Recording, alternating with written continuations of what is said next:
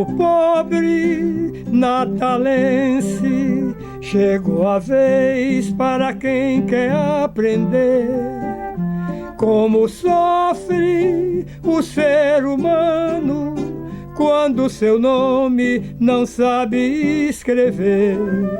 A prefeitura abre a campanha para ajuda do ensino e do saber, pela meta do prefeito Maranhão. De pé no chão também se aprende a ler, pela meta do prefeito Maranhão. De pé no chão também se aprende a ler. Vai chamar aqui a turma, certo? Que vai falar, né? Cada um falando assim uns 10 minutos, tá bom, né? Então nós temos aqui Roberto Monte, que já vem desenvolvendo esse trabalho, né, que é dos direitos humanos aqui ao longo do tempo, que tenta resgatar de memória, né? Muito tempo. Eu era menino, ele já estava por aí, né? Alexandre Maranhão, que é professor, que também pesquisa temática, que vem contribuindo, que vem debatendo. E é subindo o homem, né? E é da mesma gangue, né? Ele é da mesma gangue. Família lá. O professor Luciano Capistrano, também. É professor estudioso e da memória aqui no Polícia da cidade de Natal, tem contribuído muito. O Rodrigues Neto, cadê? Está ali, que é da comissão folclórica, que também apoiou esse momento, né, discutindo no grupo, né, com uma discussão para vir, para apoiar, e ele lá no grupo da Comissão Norte Rio Grande do Folclore também se fez presente. Ana Albuquerque, Antônia Albuquerque, Antônia Albuquerque, desculpe, Antônia Albuquerque também vai dar um depoimento, que ela chegou da cidade do interior, na cidade de Natal, um ano depois que havia finalizado o projeto. Ela vai falar do impacto que ainda existia ao chegar na cidade de Natal, certo? E nós temos aqui o violeiro Marcos Teixeira, que a ideia de abrir aqui a mesa é com ele, declamando os versos que ele preparou para esse momento, certo? Então pode vir, mano. Gente, boa tarde, eu sou Marcos Teixeira, poeta, cordelista, repentista e membro da Academia da Rio-Grande de Literatura do Cordel, cuja presença da presidente aqui nos honra muito. E sempre está, né, Tonha? É também estação. A estação de cordel se confunde com ela. Nando me passou lida sobre, ele inclusive me mandou um material que eu perguntei se era para fazer um tratado, porque ele mandou muita coisa. E aí, diante de tanta riqueza histórica, era impossível a gente compactar tudo em um folheto cordel, e principalmente para um momento breve, né? Então eu escrevi algumas estrofes falando um pouco do que eu vi na campanha de Djalma Maranhão, e vou agora ler para vocês, uma vez que eu sou deficiente de decorar e também não dava tempo, porque foi construído ontem. Eu não consigo decorar texto com facilidade. O meu texto intitula-se Cultura e Educação se aprende de pé no chão. Há sementes que prosperam mesmo em solo inadequado, havendo quem as semeiem até com pouco cuidado, elas nascem, frutificam, enraizam, depois ficam consolidando o legado. Nos primórdios de Natal, terra ainda incipiente, quando a cidade era ainda uma vila decadente, apareceu uma alma que atendia por Djalma, visionário excelente. Da arte foi um mecenas, fiel patrocinador. Era um amigo dos artistas, do mais nobre ao sem fervor. Nossos autos populares com ele ganharam ares por ser deles um promotor. Mas, numa época em que o povo pouco tinha a se ocupar, essa cidade crescia sem ninguém lhe organizar. Era triste o realismo, pois o analfabetismo atacava sem cessar. Governos foram omissos, pouco prestando atenção, enquanto sem ter controle crescia a população. Uma massa desprovida que viu surgir para a vida um Djalma Maranhão. Djalma idealizou um projeto que, a seu ver, salvaria muita gente, as levando a aprender. Chamou a população dizendo: de pé no chão também se aprende a ler.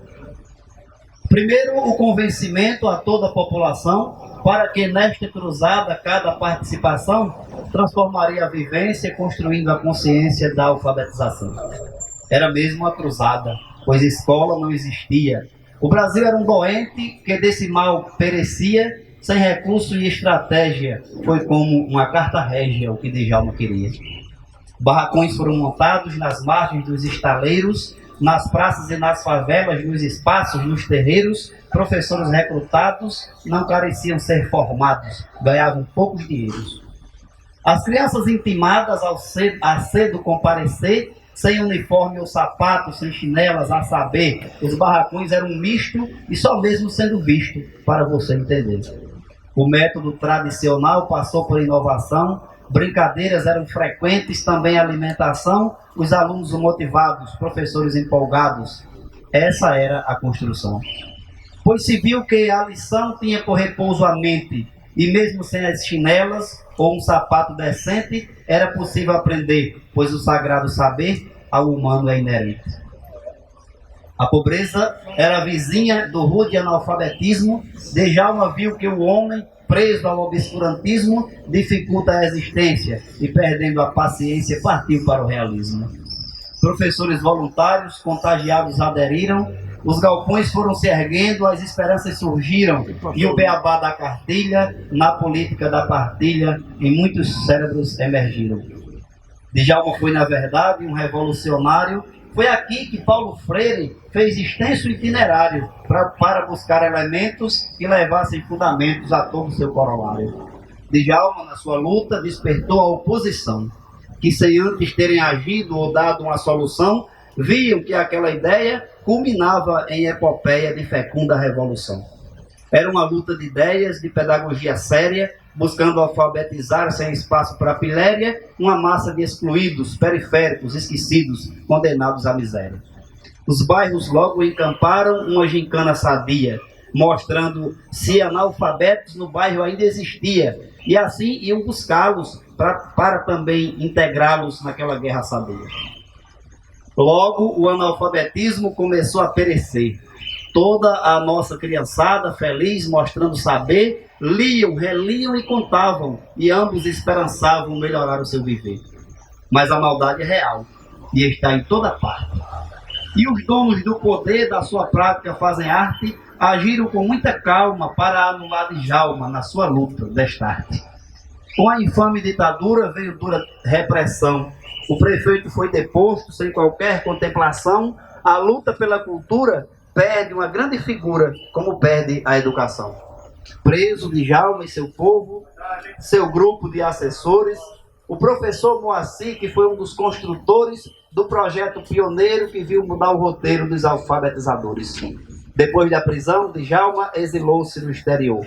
Morreu aos 56, mas seu exemplo de amor o fez ficar na história como importante memória de um grande batalhador. O movimento provou que para o conhecimento não se conhece fronteira e que nesse pensamento não é preciso chinela, pois a vida é muito bela e cada um tem seu talento. A chinela que precisamos, para se dizer a verdade, é a chinela da paz, do amor, da amizade, e que nossos governantes experimentem por instantes as chinelas da humildade. Estamos na orfandade, cultura e educação, à margem do dissabor da falta de atenção. Mesmo que uma educadora se diga governadora, está faltando educação. Nessa cultura, nossa cultura perece de forma bastante feia. Movimentos culturais sumiram da nossa aldeia. Esse é o grave caso que nos condena ao descaso da ignorância alheia. De pés no chão se aprende cultura e educação, verdade, fraternidade, paz, amor e união, decência e também respeito, e a governar-se direito o Estado ou a nação. Djalma foi jardineiro de uma semente, a saber, que os próprios governantes não regaram para morrer, pois quem pensa, age e cria, sempre encontra tirania nos caminhos do poder. Eu acho legal esse tipo de experiência, porque você está fazendo hoje aqui no meio da rua algo que a gente começou na segunda-feira de carnaval. né? A gente levou um boneco de Lula, mas também levamos o boneco de Luiz Maranhão. E digo logo de primeira mão, o próximo ano, o bloco carnavalesco Turma do Boneco, né, vai ter um novo integrante, que vai ser exatamente Djalma Maranhão. E vai ser legal, porque se a gente começou nas rocas, a gente vai para as quintas. Então vai ser exatamente na esculhambação mesmo, né? Nas rocas quintas, né? Porque lá tem coisas interessantes. Muita gente fala sobre Paulo Freire aqui, mas muito mais em Angicos. Mas Paulo Freire fez uma experiência também no bairro lá das Rocas. Então eu diria o seguinte, só para ser bem rápido e também um pouco provocativo, eu começo a mexer com essas coisas de Djalma Maranhão desde os anos 70. Eu fui muito amigo e peguei muito material de Marcos Maranhão. Logo depois, eu acabei ficando amigo de Mailde, né? E eu sou meio buraco negro, onde eu chego eu pego tudo, né? Depois eu cheguei até Moacir de Góes, que eu lembro que eu passei 10 anos, eu vou pegar esse material, até um dia que eu estou lá na casa de Moacir, já morto, né? Lá no Rio de Janeiro, aí Clara Góes mostrou assim o que tinha. Você quer o quê? Eu quero tudo. Enchi um táxi e peguei tudo que tinha de Moacir, que também não era grande coisa, né? E também nesse meio tempo... Não era grande coisa em quantidade. Mas no meio disso tudo, eu acho que a gente tem, né? Sempre tem pessoas que pegam coisa, né? Está ali com o Pedro Paulo Laguardia, né? Paulo esteve em Montevidéu, né? Pegou material. Quer dizer, pegar os pedaços de Djalma é resgatar, né, toda essa sacanagem, toda essa safadeza que foi a questão do regime de 1964, que destruiu tudo, não só tocou fogo em acampamento, como botou abaixo ali a picareta, né, a galeria de arte. Então, através de Marcos, de Mailde e de Moacir, né, eu lembro que no ano, qual foi o ano que Garibaldi era o prefeito e o vice era Roberto Furtado. Eu lembro que eu já estava há 10 anos e peguei uns vídeos de 8mm que eu soube através de Marcos que Djalma tinha comprado. E, Nando, através disso aí, Gabriel que está ali, meu filho, ele resgatou a bandeira. Rapaz, eu devia ter trazido a porra da bandeira. Mas faltou, né? Então foi resgatada a questão Vai da estar no bandeira. carnaval do ano que vem. Como a gente, juntamente com o Tovar, e eu queria lembrar aqui muito a figura do nosso companheiro Meri Medeiros. Meri era muito entusiasta disso tudo. E juntamente com o Tovar, a gente levantou a música desde o Chiado da Botina, que o Chiado da Botina foi tocado agora lá nas Rocas, né? E isso tudo, porque hoje eu acho que tem que falar de Djalma, mas também adaptar as novas tecnologias, né? Não só estar no meio da rua, mas também usar, sei lá, vídeo, qualquer coisa que tiver. Porque no meio disso tudo, o nosso grande projeto, porque eu cheguei a levantar tanta coisa que eu senti um determinado limite. Fotografia, como fazer? Então, a ideia de uma cartografia de Djalma Maranhão, partindo do esquema da cidade alta, da cidade baixa, você pode começar a mexer tudo. Por quê? Quem chegou a fazer 200 comitês nacionalistas, como é que você vai fazer isso aí tudo? Então, eu diria que essa cartografia, né, tem a ver um pouco com isso que a gente já conseguiu um levantamento aerofotogramétrico de Natal, viu, Nando? 300 fotos em alta resolução.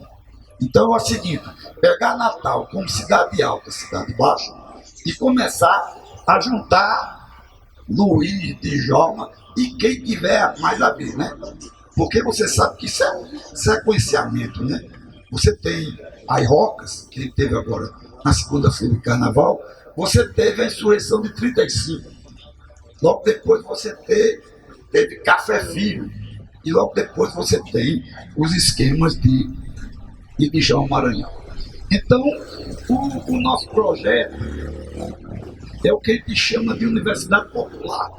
A gente começar a trazer todas essas questões relativas à arte, à cultura, à memória, a direitos, né?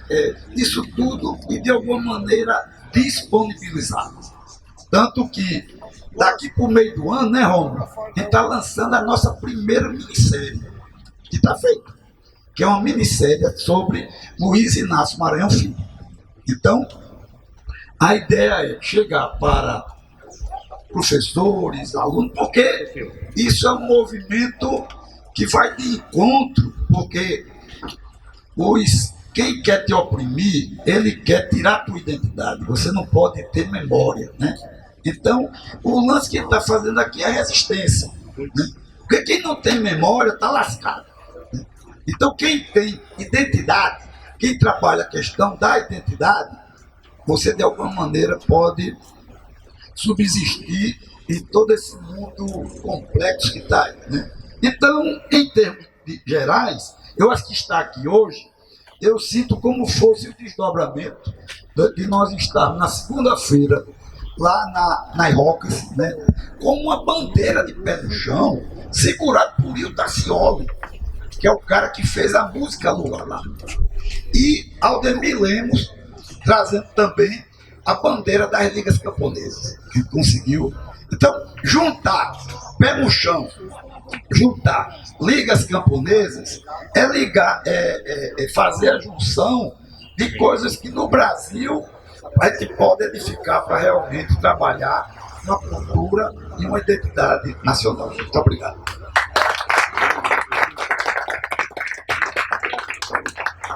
Luciano Capistrano, agora. Boa tarde.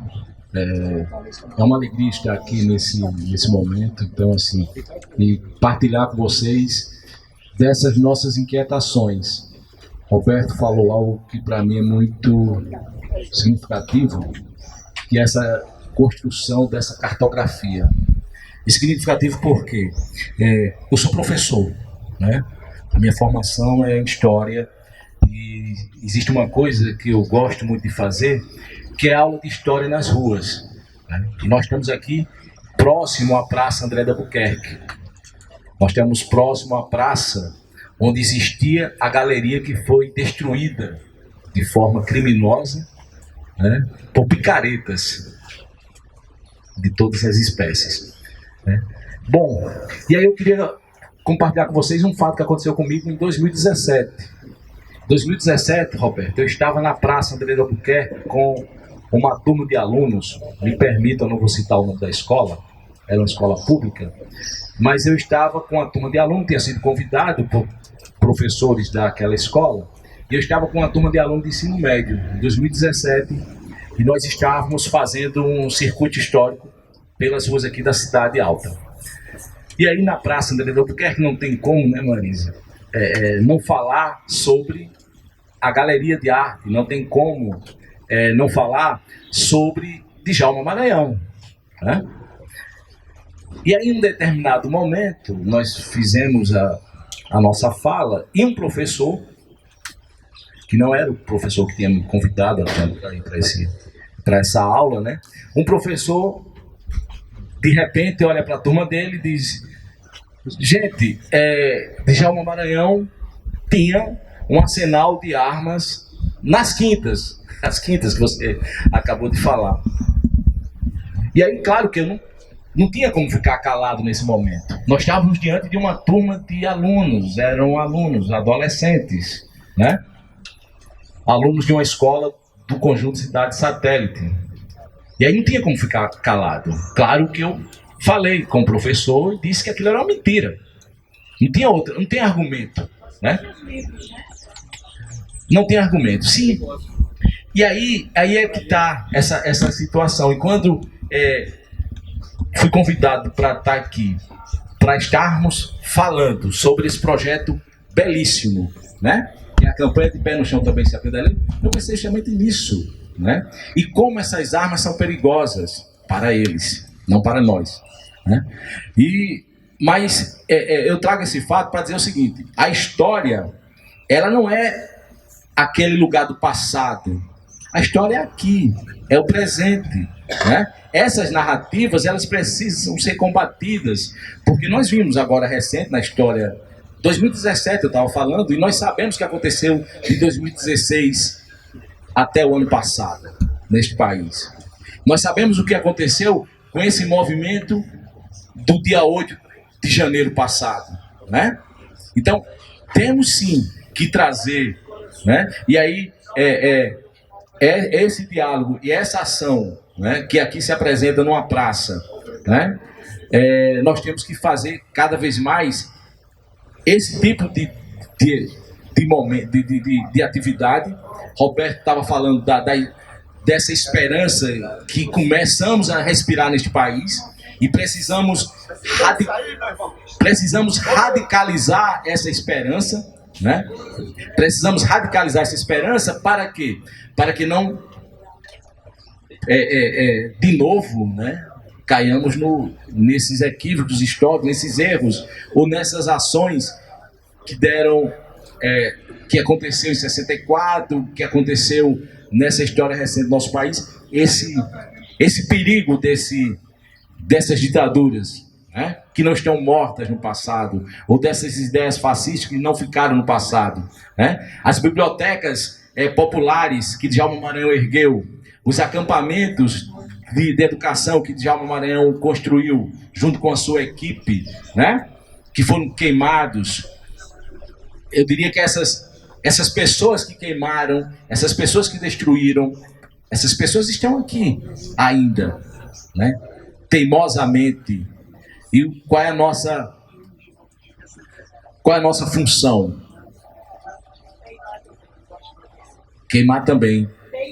Teimar. Teimar também. Queimar as ideias deles, né? E é isso que nós devemos fazer diariamente, né? Hoje eu sou professor de uma escola estadual, né, num conjunto Nova Natal, bairro Lagoa Azul. Em 2012 nós fizemos uma pesquisa sobre o bairro Lagoa Azul. E aí tem outra história, Roberto, que se relaciona com a questão do acampamento, que se relaciona com de pé no chão também se aprende a ler. Lá em Lagoa Azul, na pesquisa nós fazemos numa comunidade chamada Gramorezinho. Quem não conhece aqui Gramorezinho, mas com certeza tu comeu já algum tomate ou algum alface produzido lá naquela região, né? Pois bem, lá em Gramorezinho, quando nós estávamos fazendo a pesquisa sobre o bairro Lagoa Azul, nós encontramos um senhor que ele disse, aqui nessa proximidade aqui do meu sítio, tinha um acampamento, tinha um projeto de educação que era daquele prefeito Djalma Maranhão, aquele que tinha um nome lá, que é o nome da rodoviária. Foi assim que ele me disse, né? E aí eu fico aí pensando, Roberto, nessa questão que eu acho que é uma questão importante também para a gente pensar, que é este imaginário, como foi forte o projeto de pé no chão também se aprende a ler, né? Esse imaginário, né, essa raiz que foi plantada, e aqui eu estou diante do livro de Moacir de Góes, né? Essa raiz foi plantada por esse grupo que Djalma Maranhão consegue organizar e articular na prefeitura. Essa raiz foi tão importante que lá na Vila de Ponta Negra, lá no bairro Lagoa Azul, né, nessas comunidades, além das rocas, ainda existe no imaginário das pessoas essas histórias, mesmo que essa situação lá, que foi a mim relatada por esse primeiro morador, um dos primeiros moradores lá do Gramorezinho, não tenha sido um acampamento da campanha de Pé no Chão também se aprende a ler, mas foi um projeto que ele relacionava com Djalma Maranhão, que ele relacionava com a campanha. Então, só para a gente entender a força disso, né? A força desse projeto. Então, um momento como esse realmente nos deixa emocionados e nos deixa felizes, porque, como já nos ensinou Paulo Freire, né? Esperançar é preciso. E nós, enquanto professores, e nós como cidadãos, não podemos perder a esperança nunca, né? Me permitam aqui ler um trecho aqui desse livro, né, Sem Paisagens, de Moacir de Góes, porque também eu acho muito significativo para a gente pensar os rumos que esse país atravessou, né, os caminhos que esse país atravessou em 64 até aqui, e é preciso, não podemos silenciar ou deixar no baú do esquecimento essas histórias, pelo contrário, é preciso cada vez mais ocuparmos as ruas, né? Eu estava falando com o Nando Poeta, e um dos projetos, Roberto, que a gente está organizando, é um roteiro sobre 64. Eu acho que é preciso cada vez mais dizer que o Memorial Câmara Cascudo, aqui próximo da gente, foi uma unidade militar, né? Que figuras importantes da nossa história, como Moacir de Góes, ali esteve preso, né? É preciso dizermos o que aconteceu no Palácio Felipe Camarão, como o professor Moacir de Góes relata aqui. E ele diz assim: naquela tarde de 2 de abril, sem querer, vi a prisão do prefeito de Djalma Maranhão. Estava no departamento de pessoal, onde foram apanhar uma guia para levar Moacirzinho ao hospital, né? O menino tinha caído de uma árvore, né? E o zum, zum, zum dos funcionários me chamou a atenção. Entre soldados do exército, Djalma Maranhão descia a escadaria da prefeitura. Corri à janela e vi o meu prefeito sendo embarcado num jipe militar. Gravado no jipe, o selo que indicava a doação do veículo ao Exército pela Aliança para o Progresso. Terrivelmente simbólico e revelador. Então vejam só, essa história aqui, esse depoimento do professor Moacir de Góes, tem que ser partilhado, tem que ser compartilhado. Aquele professor que quis, né, interferir na aula que eu estava ministrando aqui na rua, aqui na praça, que quis fazer a defesa dos golpistas de 64, ele não pode ser, ele não pode ficar com a fala dele tem que ser desconstruída, e é o nosso papel fazer isso, porque senão o que aconteceu nesses últimos anos pode acontecer de novo. Claro que pode acontecer de novo, né? E para encerrar, permita, poeta, eu vou deixar aqui um dos meus pecados poéticos para Maílde Pinto. 1964 aconteceu em abril. Abril, tempos de repensar. Falar é necessário. Democracia, liberdades em risco. Tempos de uma legalidade interrompida. Dias sombrios. Golpe sim, não revolução. 21 anos de obscurantismo, torturas, prisões, desaparecidos políticos. Viva a memória daqueles que pereceram. Mas é bom também enfatizar, gente, esse projeto revolucionário, né? Porque Djalma, ele foi um revolucionário, né? Sem usar armas convencionais. Ele usou o livro, né? Coisa que, no passado bem recente, a arma estava em voga, né? Estava em atenção. Djalma fez o contrário, fez a questão do livro, né? A gente está falando aqui muito sobre Djalma, mas também é importante também ver e pensar a importância fundamental do grande Luiz Maranhão. Muito importante, um intelectual que tinha o cheiro do povo. Luiz pensava como o povo. Então Luiz deu uma contribuição imensa à campanha de Pé no Chão. Muito, muito. Infelizmente, os livros, a historiografia oficial, não coloca Luiz nesse patamar que ele merece. Bom, mas falando especificamente sobre a campanha de Pé no Chão, é bom que a gente lembre, gente, que a campanha de Pé no Chão não foi só a questão da educação, do saber, sem prédio escolar, sem aquele prédio tradicional de alvenaria, né? Já começa a revolução que Djalma dizia, né? Que de pé no chão também se aprende a ler. Para você ver como é que surgiu essa campanha, viu, Nando? É bom que se diga que foi no dia 23 de fevereiro de 1961, então completou-se agora 62 anos, de uma reunião lá no colégio do grupo escolar Acriso Freire, lá nas Rocas.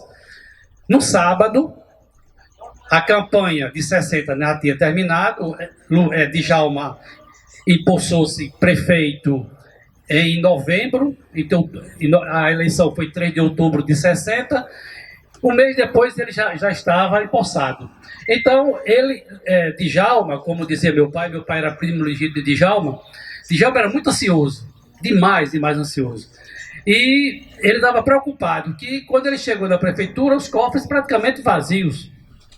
Mas ele tinha prometido ao povo que a educação seria número 1, seria a meta número 1 do governo dele. Mas Djalma também, ele não se arvorou. Foi o que ele fez, chamou o povo. Foi o que ele disse para Moacir. Papai dizia isso, a gente conversando, os filhos, a família é muito grande, Chagas conhece minha família. Aí papai dizia que Djalma, com muita ansiedade, dizia, como é que eu vou fazer esses prédios escolares?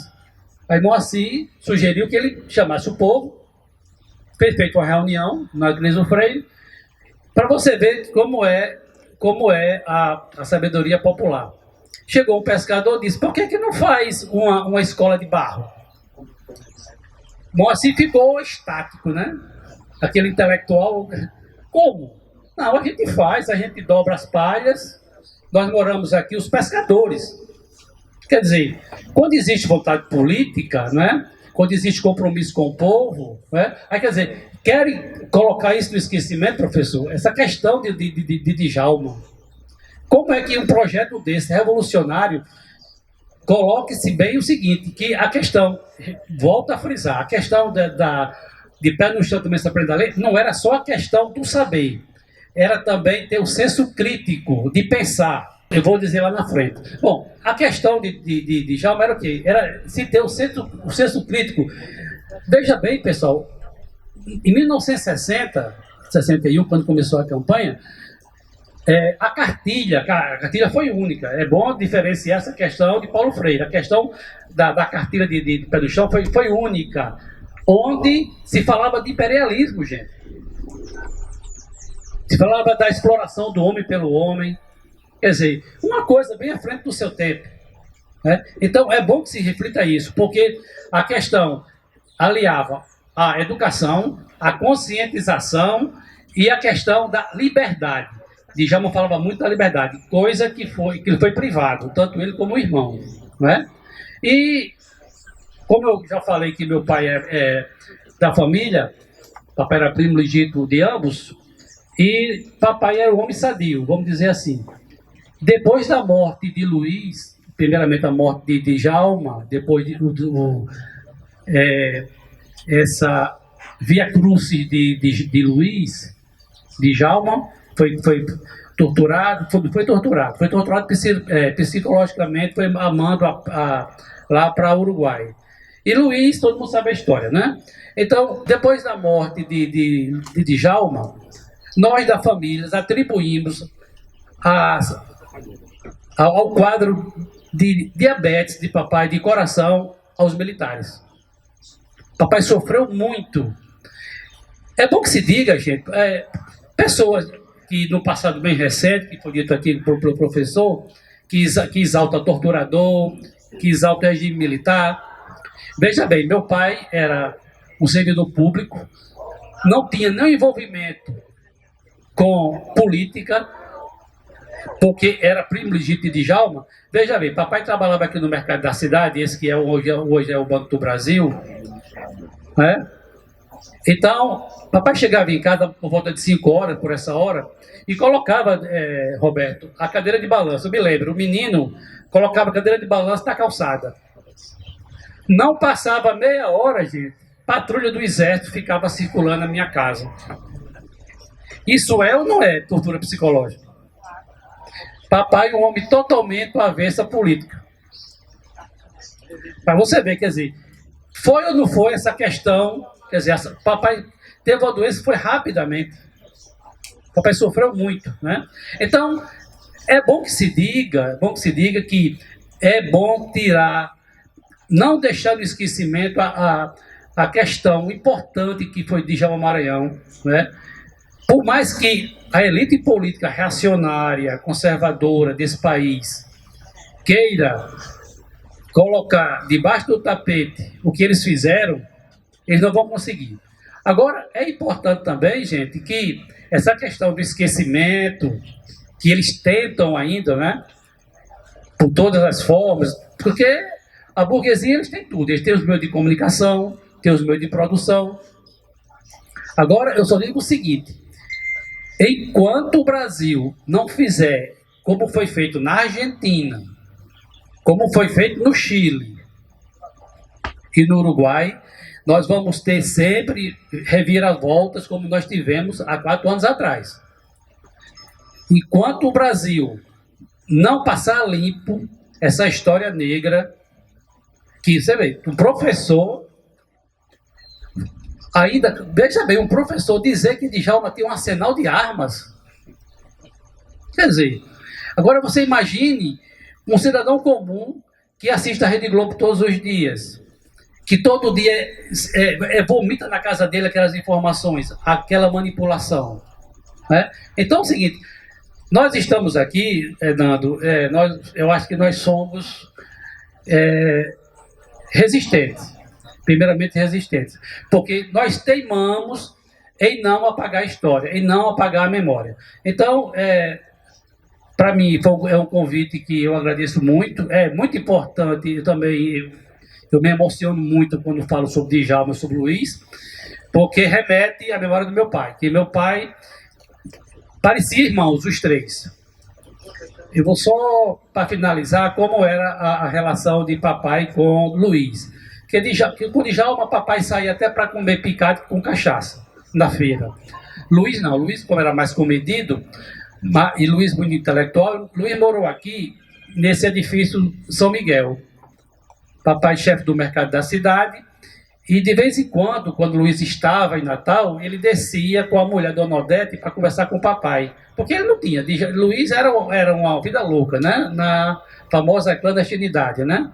É tanto que os seus algozes, de Luiz, de Djalma, de Dona Odete, é bom que se frise, Dona Odete foi uma sofredora.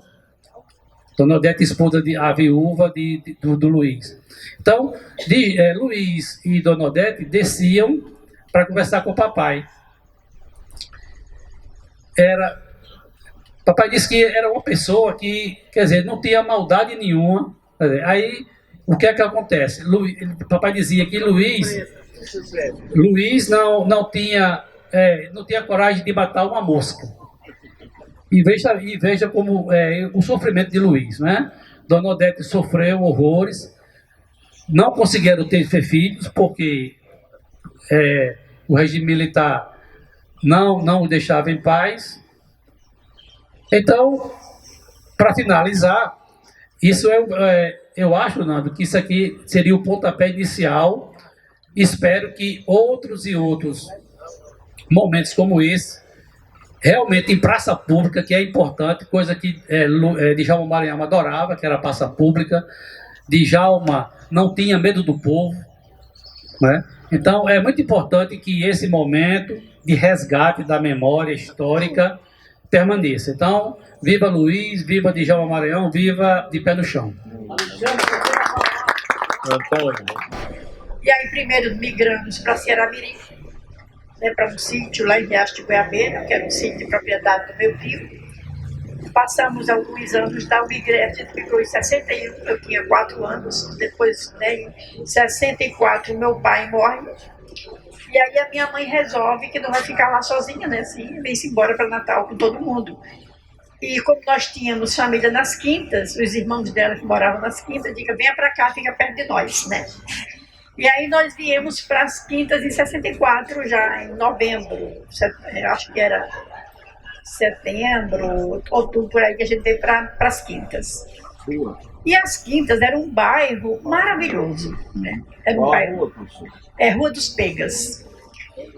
As Quintas era um bairro assim encantador. Para mim, que vinha de Macau, né, de uma cidade, eu não tenho lembrança de 4 anos, mas já vivi no sítio, eu tenho lembrança do sítio. Para mim chegar na cidade, mesmo a periferia, né, as Quintas era periferia, nós achávamos aquilo uma maravilha, né? Tinha escola. A efervescência cultural nas Quintas era impressionante. Nós tínhamos, na esquina de casa, festa o ano inteiro.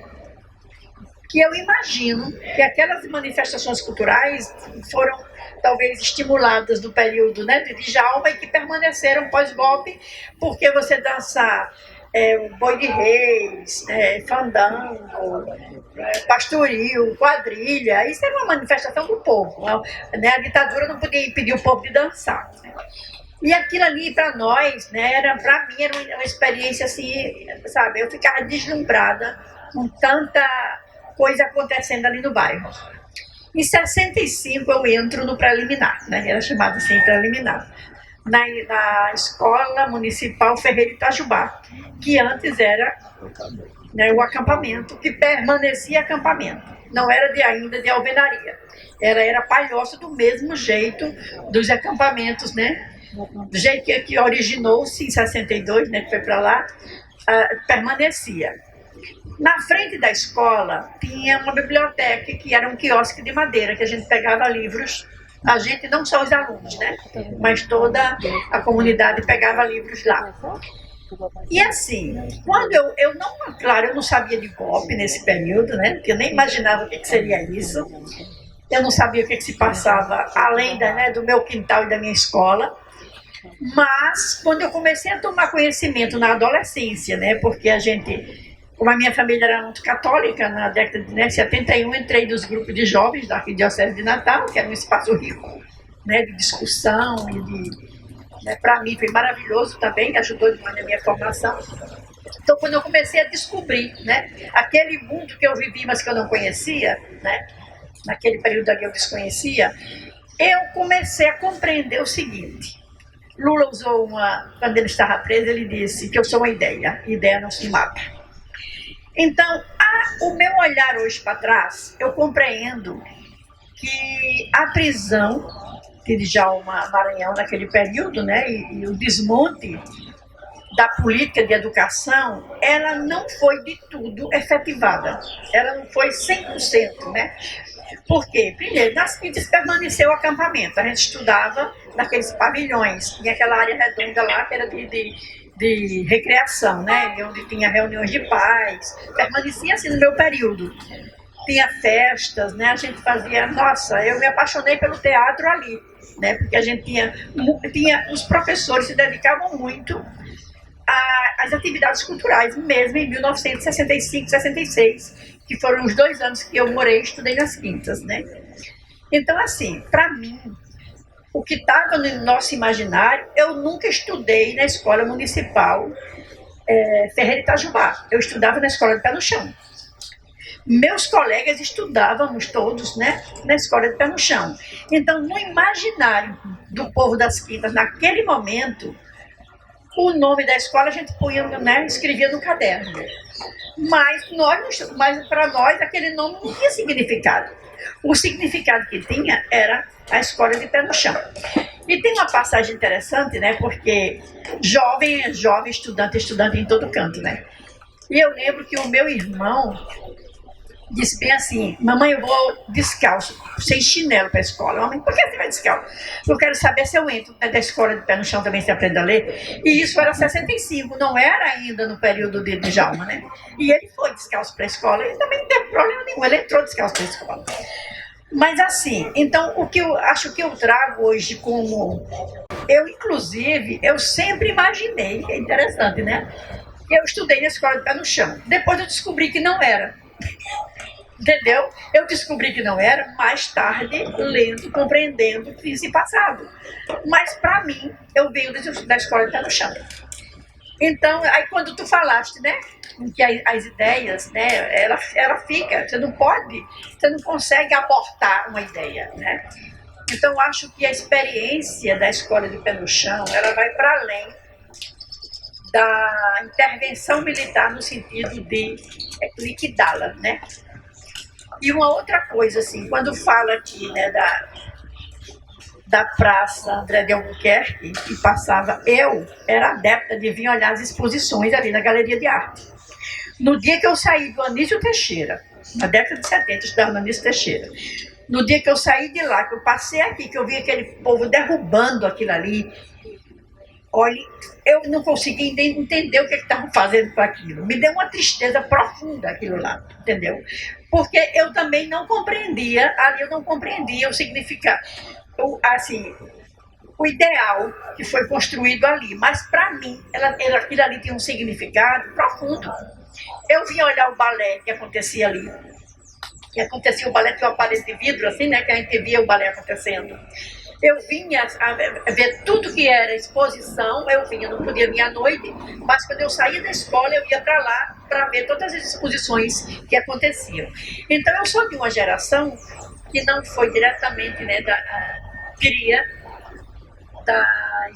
do programa de Pé no Chão Também Se Aprende a Ler, mas eu vivi os resquícios, vamos dizer assim, né? Mas eu acredito que o que eu vivi e que estava no imaginário da minha comunidade, Quintas, naquele momento, né, era muito forte, né? Eu vim da escola de Pé no Chão Também Se Aprende a Ler. Eu fiquei indignada quando disse que não era, porque esse era o nosso sentimento. Todos nós, né, todos os alunos da escola. Então eu lembro, né, das aulas, aquela divisão dos quadros. Era um quadro para um lado de uma turma e um quadro para o outro lado da outra turma, né? Nada atrapalhava. O som da sala vizinha lá nunca atrapalhou, né? Sentávamos naquelas cadeiras duplas, né? Tinha 2 pessoas. E assim, para mim, em termos de aquilo ali, foi uma base para mim no sentido de paixão pela escola, né? De paixão pelo aprendizado. Então, para mim, eu ter passado por ali e hoje compreender que foi no período pós-golpe e todo o massacre que ocorreu, né, com a cultura, com a educação daquele período, mas para mim a semente que Djalma Maranhão e sua equipe, né, que não foi ele sozinho, plantou, revolucionou no sentido de que fica, né, coisas ali são plantadas e ficam. Eu acho que esse é o que eu tenho em termos de fala pessoal, né? Sim, aí eu me formei em jornalismo, né? Estudei, participei de pastorais, pastoral pastoral da juventude, pastoral universitária, e assim, aí ali eu fui descobrindo, né? Os horizontes foram abrindo, né? As lentes foram dadas para a gente compreender melhor a realidade, e eu penso que o que foi feito ali não é só memória. Não é só no sentido de manter a memória para as gerações do futuro, mas é a gente compreender que aqueles que fizeram as lutas, né, naquele período, essas lutas nos dão uma identidade, né, e nos fazem compreender que quando homens e mulheres se juntam com ideais, né, as coisas acontecem, mesmo que venham repressões, mas tudo que eles fizeram valeu a pena. Em 1961 existia 168 mil habitantes em Natal, acho que era isso. Não sei se a conta fechadinha era essa. E tinha 38% do povo analfabeto. Em 1961, eu cheguei aqui, fui estudar em 65. Com certeza, de 61 para 65, quando eu entrei, esse número foi reduzido, né? Não tem nem dúvida que houve uma redução desse número. A gente, e outra, para mim, hoje um significado importante que tem é o seguinte: se não fosse o acampamento de Djalma, vou falar das Quintas, porque é meu olhar para lá. Se não fosse aquele acampamento, aquela escola existia hoje, teriam construído uma escola ali, né? Com certeza, o Ferreira Itajubá existe hoje porque existiu o acampamento. Então, há uma pressão. Como é que eles iam retirar de um bairro populoso como assim uma escola? Eles tiveram que dar um jeito de montar, né, derrubar a palhoça lá, mas fazer a escola. Então, qualquer luta, para mim é o seguinte, qualquer luta que a gente se empenhe, que a gente se dedique, que a gente tem resultado. Né? E eu acho que quando a gente junta, se sonha, para mim esse é sabe, o que nos impulsiona. Então, para mim, a experiência de Pé no Chão também se aprende a ler foi valiosa, porque eu só estudei no ano seguinte ao golpe, porque existiu aquele programa ali atrás, né? Se não tivesse existido, eu não teria estudado. E depois eu lendo sobre a... vocês vão compreender, não, está na internet também, e quanto aquela escola hoje permanece essa liga, vamos dizer assim, né? Com a cultura. Educação e cultura está lá, firme, né? Eu acho que faz parte da história de uma semente que foi plantada lá atrás. É isso.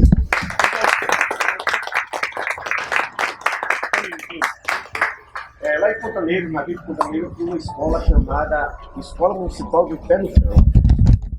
Bem ao lado da igrejinha de São João Batista. Hoje é a Escola Municipal São José. Estudei lá, onde eu tive uma base de educação artística. Hoje eu sou pós-graduado no ensino da arte. Só falta aqui na mesa. Boa tarde, amigos. É o seguinte, eu estou aqui representando a Comissão Norte do Rio Grande de Folclórico e estou satisfeito porque aqui nós temos 5 representantes aqui na comissão. O Nando, o Marco Teixeira, Joselina, que está lá, Maria, eu, né? Então, essa comissão está bem representada por aqui. Eu quero parabenizar a Estação de Cordel por essa iniciativa, porque realmente essa praça aqui está se tornando um centro cultural. Aí aqui vem a memória que quando o Djalma Maranhão criou os barracões, o Pé no Chão também se aprende a ler, todo aquele movimento desaguava na praça, porque a cultura desagua na praça. Toda a comunidade tem o prazer de levar suas apresentações, sua cultura, seu costume, tradições para a praça. E a praça é um grande centro onde desagua a cultura. Aí eu não vou mais estender, porque na época de Djalma, por exemplo, esse projeto, essa ideia de no chão, Pé no Chão também se aprende a ler, foi uma evolução tremenda. Eu vejo que naquela época só não existia em Natal umas 10 escolas, mais ou menos. O analfabetismo era muito grande. Existiam 10 escolas, talvez até esses 500 alunos, talvez. E esse projeto veio atender a periferia das capitais, de atender ao povo carente de educação. Aí eu não vou mais estender o assunto, porque eu vou falar aqui sobre o tema com maestria, com conhecimento. A minha preocupação aqui é ver somente um fato. A cultura popular, qual é a importância da cultura popular para a educação e a formação dos jovens? Eu direi que, de imediato, e penso que todos concordam comigo, que ela é preponderante e eficaz. Por quê? Porque a manifestação popular, ela resume, ela é sintética, ela é abrangente e ela é mais fácil de compreensão.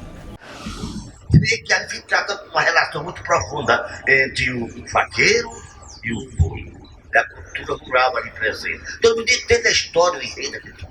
Então eu penso que a cultura popular é de fácil acesso e foi muito bem levar para a praça essa cultura popular, que o povo entende, o povo assimila, o povo compreende, o povo gosta. Eu não gosto de negócio que eu não entendo, mas eu gosto, né? Se você vai para uma obra, o cara cantando lá italiano, você quer me traduz aqui, o cara dá.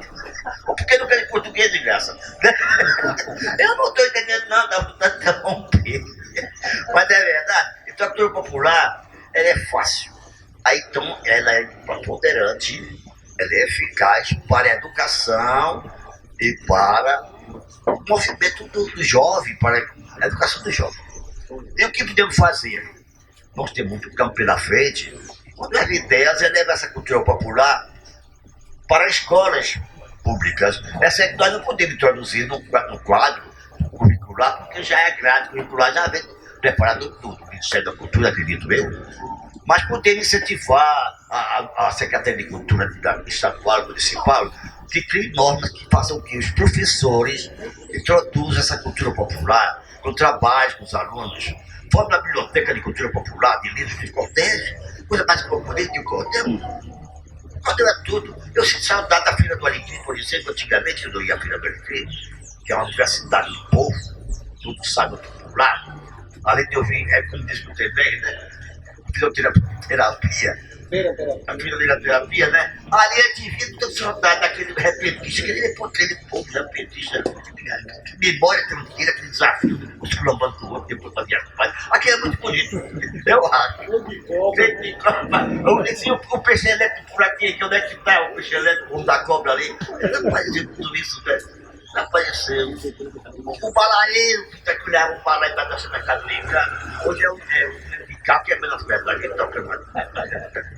Aí eu tenho saudade dessas coisas. Então, para mim, a cultura popular é eficaz, é operante, é eficiente, e vamos trabalhar. É isto. Parabéns ao Manda aqui, que tem esse movimento, essa praça aqui, até a praça de porque começa aqui também, a praça da cultura aqui, não está valendo.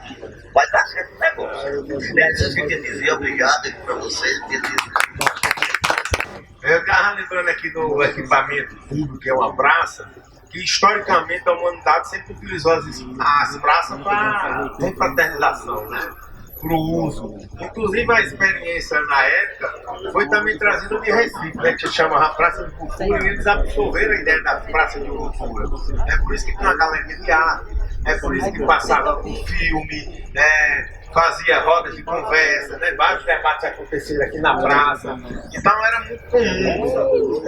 Exatamente. E a gente sente que esses espaços devem ser apropriados pela população mesmo. Entendeu? Não dá para bairros inteiros não ter esse equipamento público. É uma coisa que a gente tem que lutar, né? E a gente sabe como era essa praça aqui. Deram uma melhorada nela, inclusive vão agora desmantelar de novo aqui, que vão fazer um calçadão aqui, né? Não sei se já viu, o Gabriel já viu o projeto aqui no centro. Mas estão falando em fazer um calçadão nos próximos meses. São 5 meses de obra, né? Eu não sei como é que vai ficar, porque vai paralisar aqui. Não sei como é que a gente vai funcionar. Então a gente vai abrir aqui o espaço. Parece que tem muita gente que vivenciou, inclusive, aquele momento. Tem gente que está curioso para saber. Tem a turma lá de Ponta Negra também que está presente, que trabalha com esse universo da cultura, né, que é riquíssimo. E tem que dialogar, porque na maioria das secretarias, né, Lorena, está lá, é educação e cultura. Só que quando a gente vai ver, cadê essa relação, Sheila? Educação e cultura, é só no nome, né? Então é um debate que a gente tem que traduzir aqui. E eu acho que a participação, o envolvimento e a construção e essa experiência, como a Antônia falou, não pode ficar só com uma memória. É um programa, é uma proposta de ação, né? O Alexandre estava falando que o Djalma era impaciente, mas eu entendi o que ele queria realizar. Não foi isso? Quando ele ganhou, que tomou posse, em janeiro, que foi que aconteceu no mês de janeiro de 61. Já as reuniões, né, para fomentar o planejamento. Não foi isso que os livros falam? Que eles se reuniram, que discutiram, que chamaram os comitês, conformaram os comitês com as associações de bairro, com os sindicatos da época, que se reuniram, debateram e dali já saiu. Aí o cara olhava para o cofre, não tinha nada, não tinha dinheiro, não tinha nada, mas conseguiram fazer o projeto. Né? Como é que a estação de Cordel não tem dinheiro, mas a gente está fazendo, não tem porra nenhuma. Não pagamos nem o aluguel de fevereiro ainda, né, Tonha? Mas estamos fazendo as coisas, porque você tem que fazer. Depois o dono lá espera um pouco. Tem uma história muito forte que eu queria aqui repassar para vocês, a experiência. Eu fui menina, eu nasci no Recife, até quando recebi o título, eu disse, eu nasci em Recife para ser cidadã natalense. E isso aconteceu, eu sou cidadã natalense, de fato e de direito. E quando eu, menina, voltamos aqui para Natal e fomos morar em Lagoa Seca. Minha tia Nalda Medeiros era uma mulher muito atuante Para vocês terem uma ideia, nos anos 50 ela foi candidata a vereadora, era uma figura amiga, próxima de Djalma Maranhão, que ela chamava do Gordo, né, pela aproximação com ele ia na nossa casa, enfim, era uma forma de muita proximidade. Ela era funcionária da prefeitura e do estado. Enfim, quando nesse período, Lagoa Seca era chamado de um bairro periférico, para vocês terem uma ideia o que era Natal. Então, nos anos 60, eu lembro, eu acho que eu tinha uns 5, 6 anos, a minha tia coordenou, a partir do programa de Pé no Chão Também Se Aprende a Ler, ela começou a ser a pessoa que dirigia, que coordenava de Pé no Chão Também Se Aprende a Ler em Lagoa Seca, Luciano. E aí tinha na nossa casa, a casa de esquina, na altura, na rua São José, na altura com a igreja São João, na esquina tinha a nossa casa, que era a casa da minha tia Nalda, que a gente chama de Dal, como vocês, nossos tios, tudo tem um apelido. E aí, nessa casa atrás tinha o que a gente chamava de latada, não sei se vocês se lembram desse nome. E nessa latada foi colocado o barracão com palha em cima, e lá, durante o dia, as crianças que estudavam, profissionalização das pessoas. E o interessante é que nesse olhar, que depois eu me torno uma militante, uma ativista, uma gestora pública na questão da mulher, eu tenho uma memória extremamente afetiva com esse projeto, com esse momento, com a minha tia Nalda Medeiros como liderança lá em Lagoa Seca, até hoje lembram dela, e também com a participação efetiva da minha mãe como professora de corte e costura. Para mim, Roberto, é poesia lembrar do som da tesoura na mesa enorme. Oi, querida. Aquele monte de mulheres ao redor daquela mesa.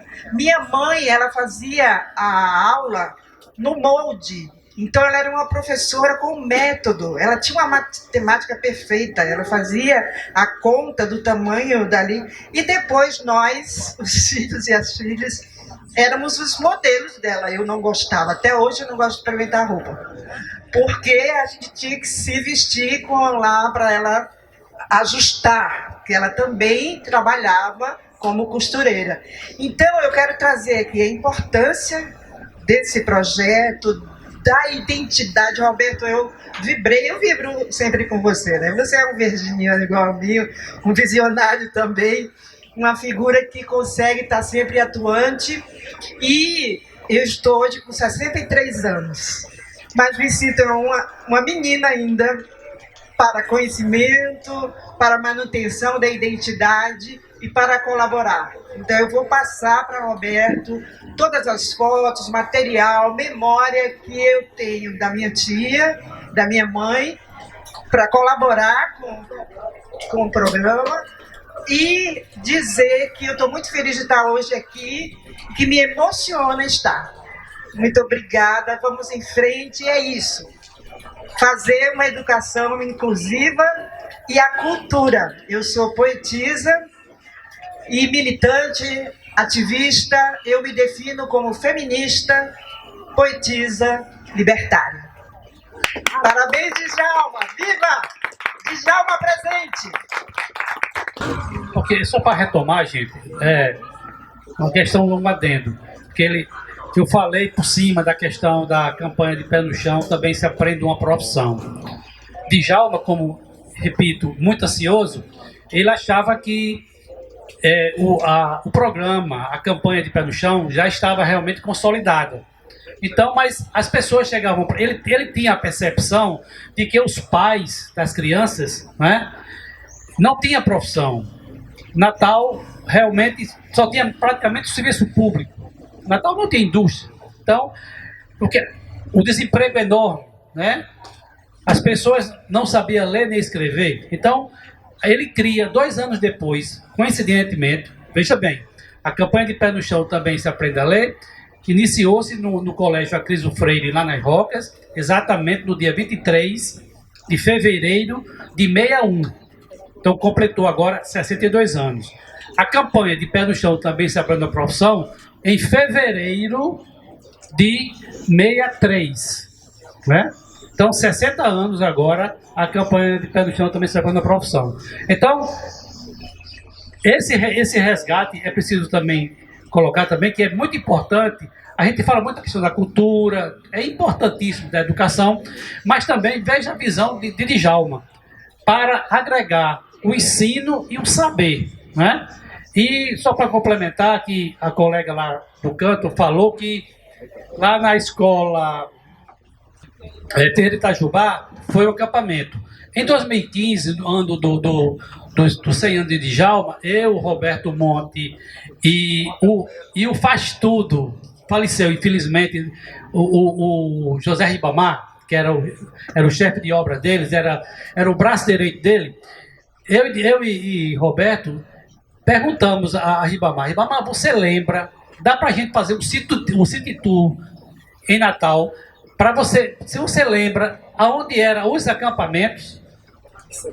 Nós saímos, ele uma memória fabulosa, o José Ribamar, por coincidência, é incrível. Aonde foi um equipamento, foi um acampamento, hoje é uma escola. O Creso Bezerra, ali na 6, foi um acampamento, é uma escola municipal. Ali nas Rocas, o Café Filho, ali perto do Café Filho, também foi uma escola. Passamos no Carnaval. Quer dizer, coincidentemente, eu acho que os prefeitos, né, que sucederam de Djalma ficaram até, eu acho que sem jeito. Então, eu vou fazer o que aqui? Eu tenho que fazer uma escola. Aqui foi um símbolo mesmo do saber, da resistência. Então, coincidentemente, aonde foi um acampamento, hoje é uma escola, certo? Nenhum político gosta, tipo assim, o povo diz, o melhor e o mais amado. Imagina a cara de Carlos Eduardo. Então é isso, gente. Só para esse adendo, né? Que ficou marcado onde foi o acampamento, hoje é uma escola municipal. E a campanha de Pé no Chão também se aprende na profissão, foi 2 anos depois. Ok. Vou colocar o seguinte, que a gente tem muito material que nós gravamos. Todo o material dos 100 anos de Djalma teve muita coisa interessante, porque ele pegou aquele container de Henrique José e saímos nos locais. E teve uma coisa muito legal que ali nas Rocas a gente botou o cigano em cima do caminhão dançando, quer dizer, que é bem o espírito daquela esculhambação dos anos 60, né? Eu tô falando assim, no bom sentido, né? Não tinha o que fazer, tinha que agitar. Boa tarde. Não tem muito a dizer, depois que todo mundo já disse aí, né? Alexandre, Roberto, pessoal aqui, Rodrigues. Eu inicio nessa manifestação aqui porque eu estudei muito sobre Djalma, não sou daqui, né? Mas tentei fazer um documentário sobre ele, o Roberto sabe disso, e outro sobre a campanha, né? Infelizmente as finanças não ajudaram, o poder público também não ajudou. Eu queria tentar registrar, mas o Roberto pode fazer isso, que ele tem muito material. O meu também está à disposição. O importante é que alguém faça, né? Vamos juntar força e fazer uma coisa. Exato. E daqui a pouco a energia também já está indo embora, né? Então a gente tem que passar isso para os mais novos, né? Não sei se está vendo essa renovação. Eu, assim, ele falou que eu fui em Montevidéu, eu fui em busca do passado de Djalma lá em Montevidéu, no Uruguai. Ele, quando foi preso, Fernando Noronha é preso lá também, eu fui lá, entrevistei, fui em Fortaleza, entrevistei o colega de prisão dele lá, que é o Tarcísio Leitão, advogado do Partido Comunista, né? E ele já era meu conhecido quando eu morei em Fortaleza. Falou muito do Djalma, da dignidade do Djalma, enquanto preso lá em Fernando Noronha. E lá no Uruguai eu não consegui praticamente nada, porque foi tão difícil achar, só podia achar o endereço dele num bairro bem distante, assim, mas assim, as pessoas não conheciam, e depois eu fui no prédio onde ele morou e onde ele faleceu. Mas não consegui trazer material quase nenhum de lá, né? Foi só uma tentativa, né? Então eu quero assim agradecer também essa iniciativa, muito legal. Quando eu vi essa notícia disso aí, eu falei, eu vou lá pelo menos dar uma olhadinha, não tem muita coisa para contribuir, mas é um prazer.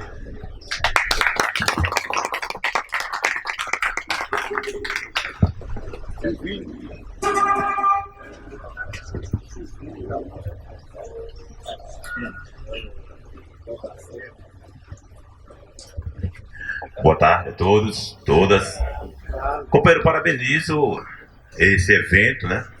O convite aqui do companheiro Nando, da estação. E poucas coisas do conhecimento da questão pé no chão se aprende a ler.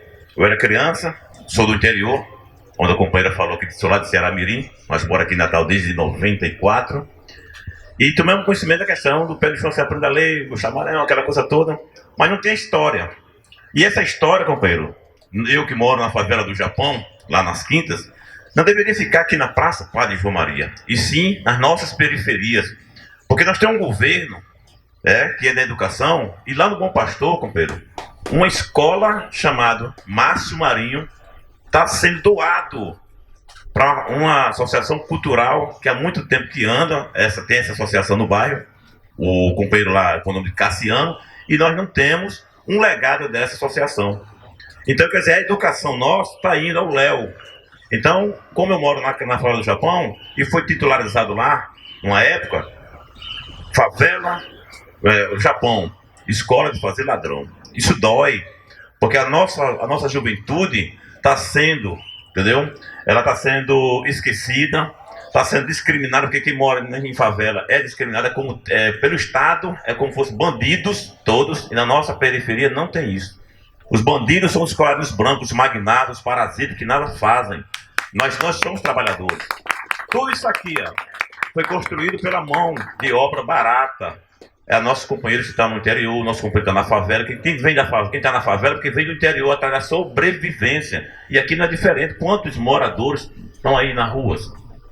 Cidadãos de boa conduta e estão abandonados nas ruas. Então é muito importante para que essa história não fique só aqui. Vá para a praça, a Praça dos Beijoqueiros, lá no Bom Pastor. Vá para a quadra de esporte do Japão, ali na favela do Japão. E leve para os nossos companheiros, os pobres, entendeu? Pobres de conhecimento dessa história tão linda. Como eu cheguei aqui, o professor estava dando início, estava falando, depois foi o Alexandre, que é o companheiro de trabalho lá da Urbana, qual sou funcionário também da Urbana. Então é uma história belíssima. E nós, cada dia, é para avançarmos. Não, estamos retriguindo, estamos ficando para trás, a nossa juventude está sendo esquecida. Aí chega alguém que se diz salvador da educação, ocupa uma escola chamada Maria Ilka, que é o Stevenson, botando lá a escola de militarismo, acabando com isso. Nós temos que acabar, companheiro. Sinceramente, eu fico triste de saber que a nossa juventude não está tendo a oportunidade que eu deveria ter. Lá atrás, a companheira falaram que em 62, 65, não era nem nascido, mas já tem um desenvolvimento, né, pela educação. Mas hoje eu vejo também a educação ficando para trás, para nós que moramos em periferia, que moramos no subúrbio da nossa cidade.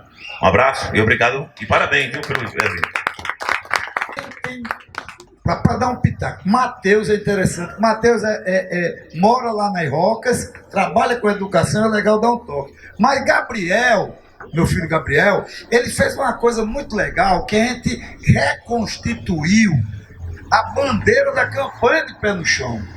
Porque essa galera derrubou a picaretas, esse pessoal acabou as músicas, a poesia, tudo, a gente teve que reconstituir tudo isso. Gabriel, dá um toque aí que eu acho que é legal, esse processo de refazer, pena que não trouxe, né?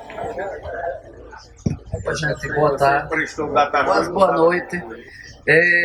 Inclusive, Nando, eu acho que ele mandou, quando ele mandou a programação para todo mundo aqui, ele deve ter mandado o link, né, que tá online, mas de qualquer modo eu coloco a possibilidade, a proposta, na verdade, aqui para Nando, de no outro momento a gente fazer a exibição aqui da maquete.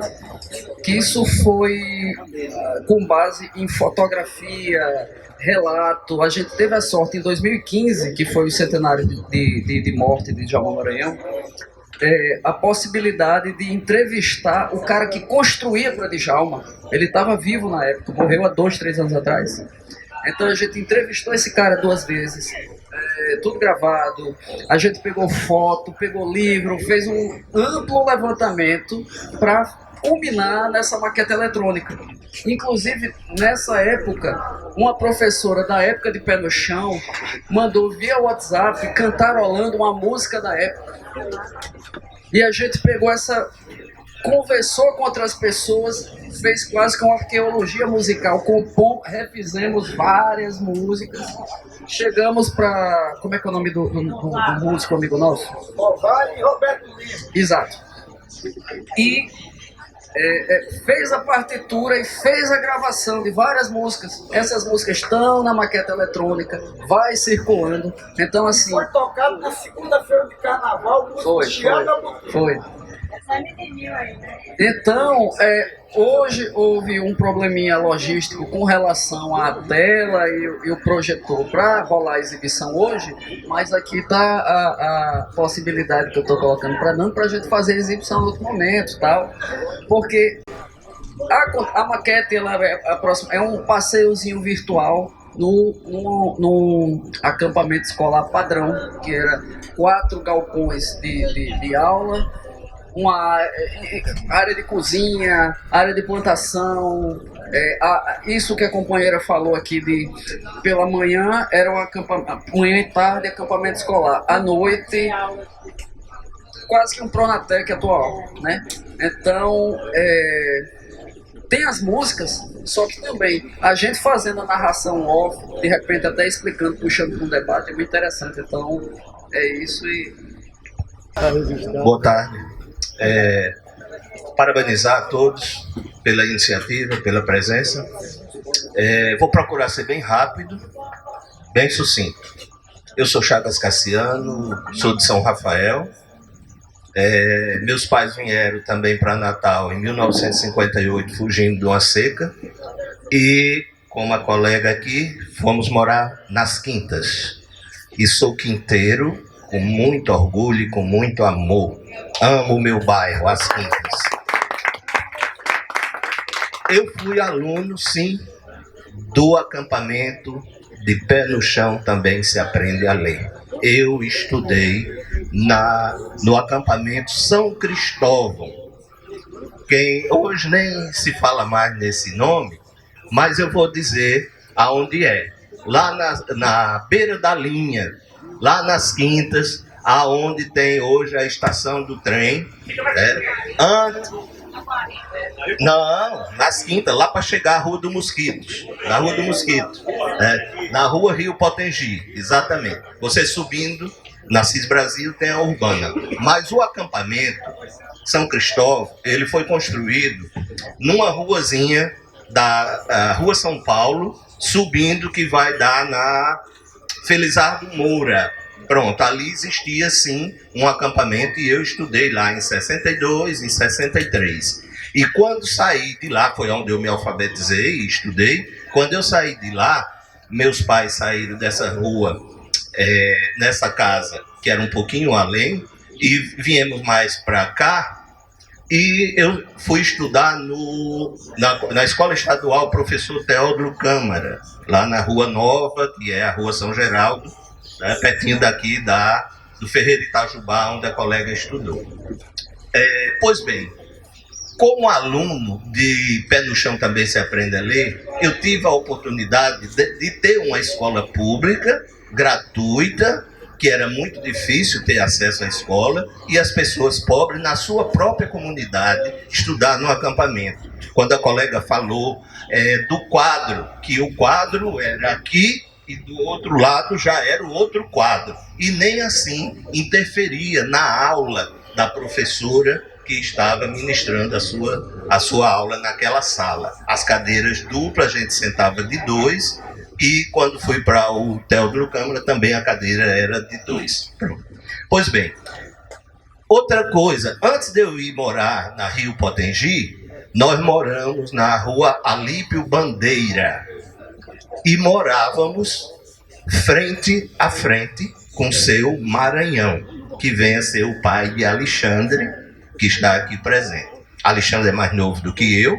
Eu lembro, quando ele nasceu, a gente morava lá, porta com porta. E a Rua Alípio Bandeira é mais estreita do que essa rua aqui com essa praça. Era frente com a casa de seu Maranhão. E lembro quando ele falou aqui, à noite, ele sentava naquela cadeira de balanço dele, na calçada, a calçada alta, a casa dos pais dele ainda está lá.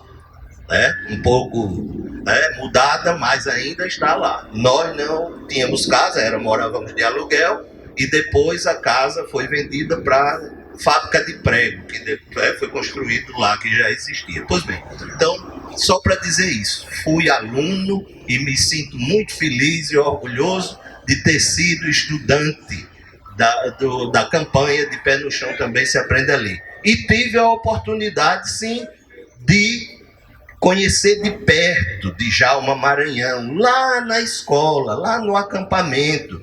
Ele visitava, sim, os acampamentos, as escolas, ele ia nas escolas. E tinha também, como o professor ali falou, a parte da cultura, não era somente a educação. A cultura, ele trazia os grupos folclóricos, vinham para os acampamentos. O pastoril, o boi de reis, o fandango, o araruna, tudo isso ia nos acampamentos a fazer apresentação. Acho que era uma vez por mês, não sei, mas sempre tinha as apresentações.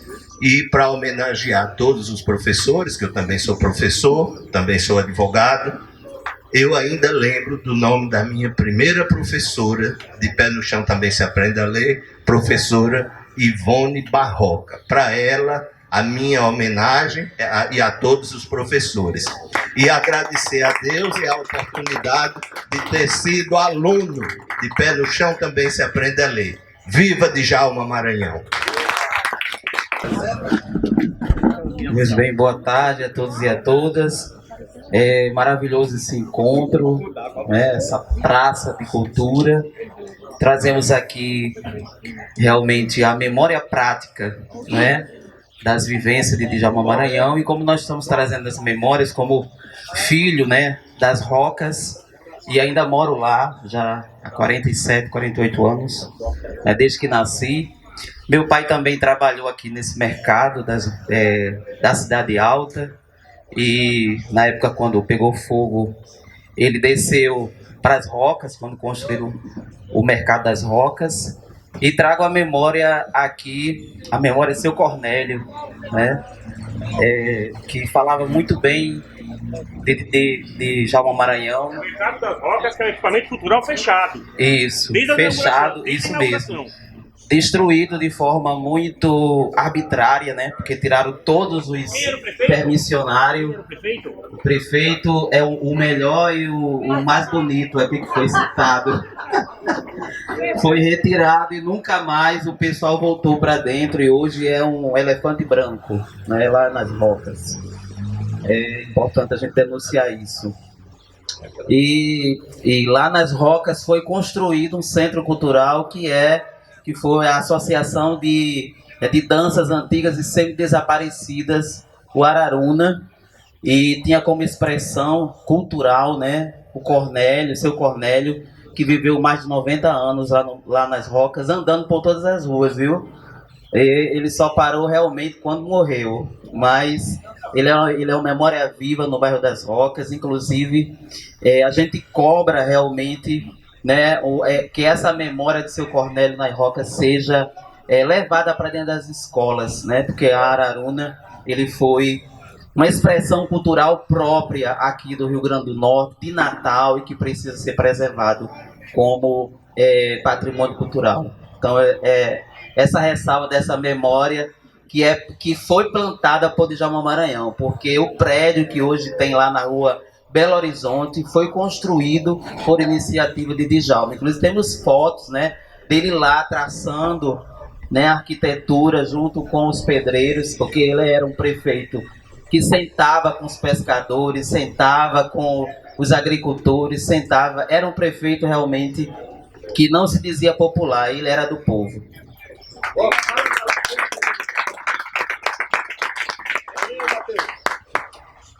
Eu vou dar uma declaração aqui, que eu não sei nem se o menino sabe disso, e se perguntar onde eu vi, na TV Cultura, viu, Roberto? Eu não sei se vocês sabem disso, mas pode até dizer, porque você praticamente decorou isso. Eu não tô, na verdade, é uma frase que eu não tô, praticamente não estou parafraseando, é praticamente literal. Eu estava assistindo o programa na TV Cultura, então aparece, e eu decoro porque é um cara que eu sou muito fã, gosto muito, li praticamente toda a obra dele, discurso, que é o Darcy Ribeiro. Darcy Ribeiro, ao ser perguntado, numa entrevista, o que mais marcou o seu exílio, ele disse assim: foi um homem com um rasinho de pilha o tempo todo no pé do ouvido, chorando, tentando sintonizar a notícia de sua cidade. Esse homem é o ex-prefeito de Natal de Jaú Maranhão, para quem tira o meu chapéu. Boa chuva para todo mundo, né?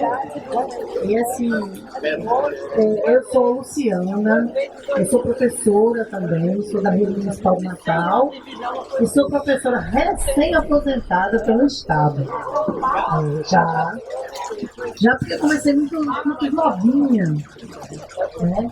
E assim, eu cheguei na fala da Antônia, né? E eu também sou moradora das Quintas.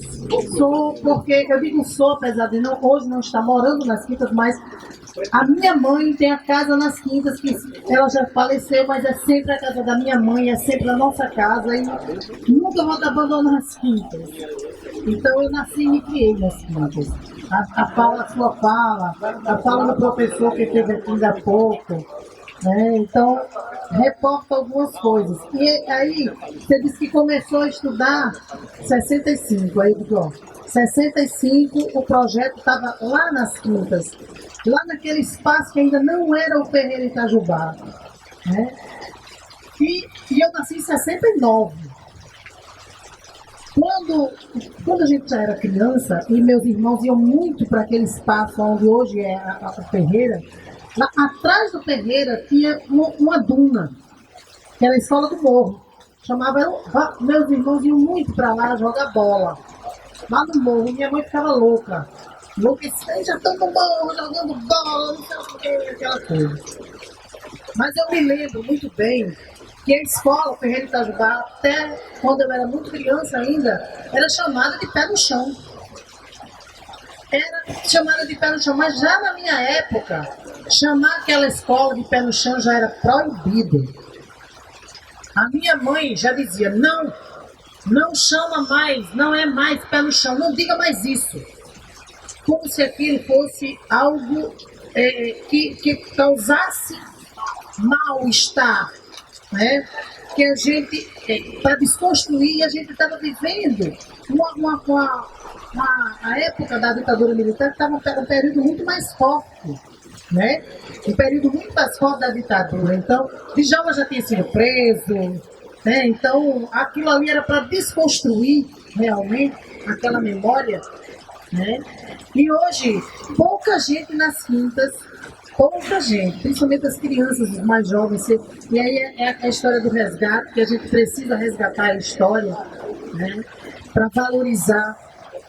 E pouca gente, os mais jovens não reconhecem mais aquela escola, como ela, que história que ela tinha, o que ela foi e o que ela representa hoje naquela comunidade.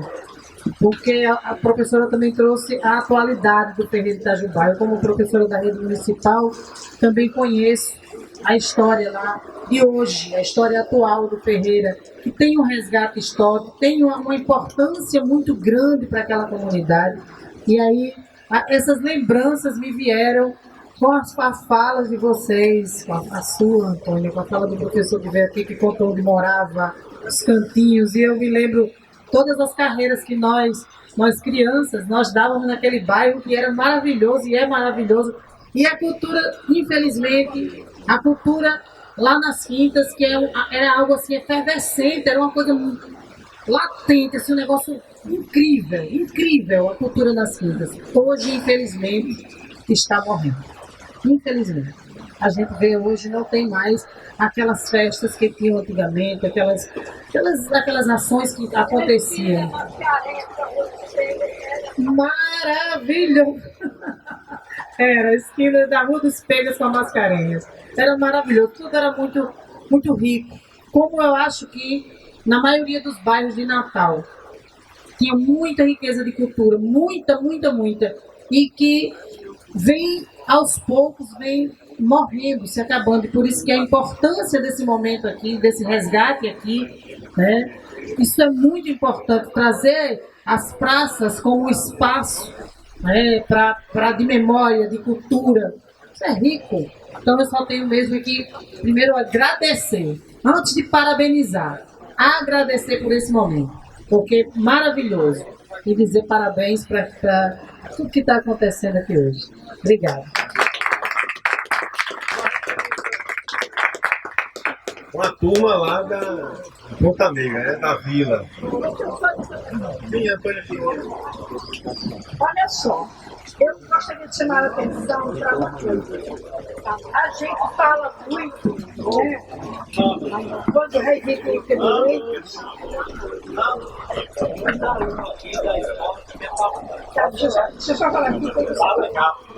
E a gente, às vezes, né, diz assim, a gente não tem muitas debilidades da escola, mas o problema maior, eu acho, é que os dirigentes esqueceram do diálogo com o povo.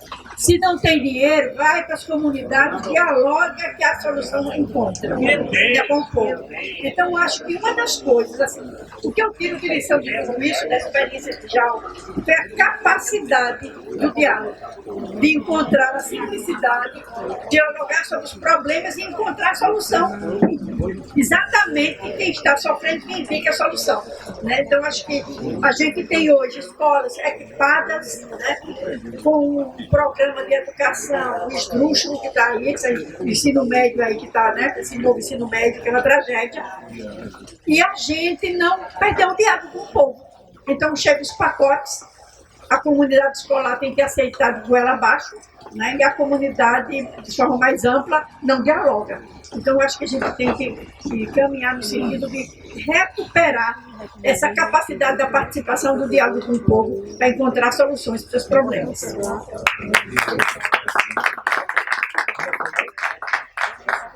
Brasileiro, professor e foi aluno, né? Quer dar um depoimento. Boa tarde, pessoal. Desculpa, não me apresentei. Hoje eu sou professor aposentado da UER. Eu passei por todo o ensino, né? Do maternal até superior.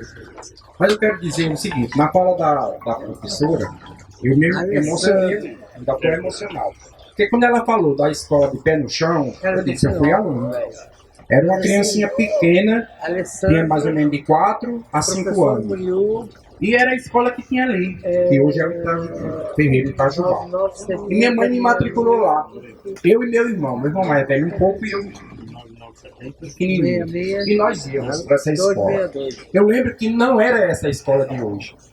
Eram 3 galpões ou eram 4 galpões, tipo alpendres, entendeu? Sem paredes. Eram os barracões, ali no areal, cercado por arame, não era muro. A gente entrava e os banheiros eram umas casinhas, lembro bem. Eram umas casinhas, uma casinha, 2, 3 pouquinho. E a gente chamava casinha. Não sei se vocês lembram disso. Dizia, professor, eu quero ir para uma casinha, levantava o dedo. A gente muito tímido, né, criança, eu lembro muito bem que eu tomei o leite. Eles distribuem um leite, né? Não sei se vocês lembram disso. Um leite na hora da merenda. E eu tomei o leite. Infelizmente, olha esse fato drástico que eu vou contar. Me deu uma dor de barriga. E eu, muito pequeno, não sabia o que fazer. Fiz na calça. Pelo amor de Deus, eu apanhei do meu irmão de casa. Da pé no chão até chegar na Santa Luzia. Quem conhece as quintas sabe onde é a Santa Luzia. Então, ali na Santa Luzia, por trás da São Geraldo. E a gente ia a pé. Mas eu vinha apanhando, eu lembro bem, a professora dizia, não é para bater no seu irmão, que ele é pequeno e ele não sabe pedir. Eu era no primeiro dia de aula, né? Eu não sabia nem como falar para a professora, dizer, ei, no banco na casinha, não sei o quê. E era muita gente. Ela ensinava para, não era 30 alunos, como hoje, 25, né? 30. Não, era muitos, eu acho, era um galpão grande e um quadro ali de giz. A gente com as carteirinhas chamava de, dizia assim, pé no chão também se aprende a ler. Lembro muito bem. E quem lembra? Pronto. Olha aí como eu estou falando o que é certo. Essa cartilha a gente recebia e dizia assim, que era do projeto Paulo Freire, né? Aí então ele dizia assim, de pé no chão também se aprende a ler. E foi lá que, junto com minha mãe, que eu me alfabetizei. Minha mãe completava com reforço em casa, porque era tanta criança lá que não dava pra gente aprender. Exatamente, pronto. Era a cartilha era essa aí. E hoje é o Ferreira Itajubás, por isso me emocionou. Nem por isso deixei de estudar, de crescer, de evoluir, porque estudei numa escolinha simples de bairro, né? De galpão, sem nenhum conforto. Bancadas, não eram carteiras, eram tipo umas bancadas, assim, uns bancos mesmo, só com o canto de escrever em cima. Madeira rústica, tudo muito rústico. Mas, mesmo assim, evoluí, estudei, hoje cheguei, hoje eu sou pós em administração e fui professor da UERN aposentado, contabilidade. Nada a ver com educação, mas trabalhei muito na educação como professor do ensino fundamental, médio, até ensino infantil. Obrigado a todos. Natal e da Vila de Ponta Negra, né? Sou vileira, com um filho nascido, produzido e criado na vila. Então, já tenho a chave, né, de hoje.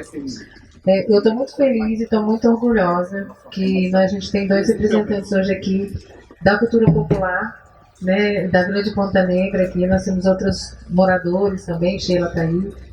A vila que estão tentando tomar o campo do Botafogo. Exato, que é onde nós fizemos essa movimentação aí, estamos, né, em ação, porque a galera tem interesse, né? Especulação imobiliária, estão querendo tomar o campo do Botafogo, que é um espaço patrimônio da único, né? E de patrimônio da comunidade, né? Então, todo mundo se unindo e aí vão botar nas redes sociais, vão botar para quebrar. Botafogo. Botafogo.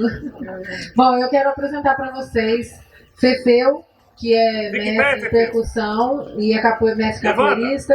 E é filho da mestra Val Maria Rendeira, da Vila de Ponta Negra também. Artista plástica. A gente também. E também quero apresentar o nosso mestre Calbi. Valeu, Calbi. Que está assumindo, né, junto com o PT, estão assumindo aí o legado do pai dele, que faleceu, né, mestre Sebastião Matias, que faleceu há pouco tempo. Há 5 meses, e a gente é bem próximo. Eu tive a honra de fazer o último documentário dele em vida, né, junto com o Calbi, e é muito emocionante. E assim, eu fico muito feliz e orgulhosa por ele assumir esse papel, esse legado e dar continuidade, que é o Bambelô Massariquinho da Praia. Então vou passar para eles, e eles podem dar uma palavrinha e apresentar para vocês essa belezura. Olá, pessoal. Boa noite. Eu me chamo Alfredo Antônio. Sou conhecido como Fefeu, mestre Fefeu. Sou mestre de capoeira há 45 anos, pratico. Além disso, aquela sede de estudar, eu fechei minha escola, tinha uma escola. Eu ensinei aqui no Anísio Teixeira, no José Papoteiro e no Machadão. E aquela sede de estudar, eu fechei a academia da minha escola, né, e fui estudar. Hoje eu sou formado em pedagogia, sou pós-graduado no ensino da arte e sou também formado em educação física. E estou abrindo minha academia novamente, se Deus quiser. Dou aula de artes, de pintura sobre tela, pintura, desenho artístico e ensino também capoeira. Estou coordenando os congos o Bambelô com o Calvi, desde que o mestre, antes dele, a gente já coordenava, o mestre eu, a gente já coordenava também, e também os congos de calçola. O mestre Pedro está tendo uns problemas também de saúde, já do mestre Farrapo, que era o pai dele. O mestre Zé também faleceu por causa desse problema. E o mestre Pedro também está com esse problema. Ele está passando a coordenação, estou coordenando com ele. E estamos aí na batalha. E aí? Estamos aí e vou fazer um lembrete a vocês. Gente, eu joguei muita capoeira aqui. Além disso, também eu assistia muito teatro aqui. E aqui, perto daquelas palmeiras, minha mãe vendia renda, além de renda, era arroz doce e cocorote. Sempre eu vinha, nessa hora eu vinha buscar ela. Eu tinha mais ou menos 16, 17 anos. Não só aqui, também na Cidade da Esperança eu ia buscar ela. E se ela hoje é Val Maria, Maria Rendeira. O apelido dela, sabe como era o apelido dela? Maria Foguete. Porque ela corria muito, ela subia muito, ela deixou dessas palhaçadazinhas que ela tinha, né? Porque ela caiu quase em cima, faltava 4 dedos em cima de um tubo que o pessoal arrancava e ia se arrebentando. Então ela teve bem que parou de... Mas até hoje ela dá aula de renda, tem 89 anos e tá aí. Eu vinha sempre com o meu pai, dos 3, 4 anos. Ele era brincante dos congos de calçola. E eu vinha com ele trazia eu e outro meu irmão. A gente são 11, né? Faleceu alguns, mas a gente ainda não saiu, tem 9 vivos. E foi o único que corri atrás dessa cultura. E eu vim aprendendo, vendo meu pai dançar. Papai foi brincante, além de brincante, ele foi rainha dos Congos, foi rei e foi general. Onde hoje eu tenho esse posto há 23 anos. O mestre Zé me deu esse cargo, eu pedi a ele que eu estava doido para brincar os Congos, e até hoje eu estou aí. E eu, no Bambelô, faz mais ou menos 30 e poucos anos. A moradora do nosso bairro, Dona Bispa, ela morava por trás da igreja. Tinha um cajueiro, esse cajueiro tinha um parque de diversão, onde o pai dele veio para mim pedir emprestado 2 atabaques que eu tinha, né, da minha capoeira. E eu emprestei. E fui lá, eu disse, eu vou tocar. E fui lá onde nasceu o Bambelô, desde 89. E tô aí com o Bambelô e não vou deixar morrer não, se Deus quiser.